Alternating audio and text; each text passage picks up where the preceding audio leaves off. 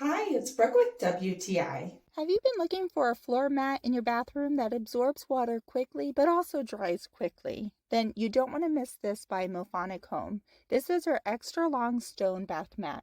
I love how quickly it dries. You can see it drying here within seconds. This is made from diatomaceous earth, and I really appreciate the quality of this stone bath mat.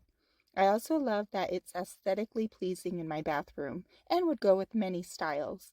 So the first thing that I noticed is when I step out of the shower, I'm not stepping in puddles of water. So if you like having a soft stone feel, I really appreciate this. It makes me feel like I'm outside in nature, which is my favorite place to be.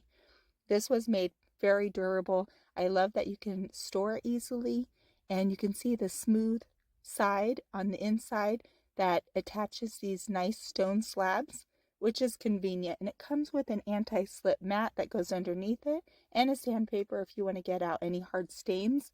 However, this is easy to take care of and keep clean, this dark gray stone. And if you want to clean it, you can just give it a quick rinse. If you're looking for a way to reduce humidity or keep your home nice and dry and smelling good, this here makes a huge difference. I love it, but that's just my point of view.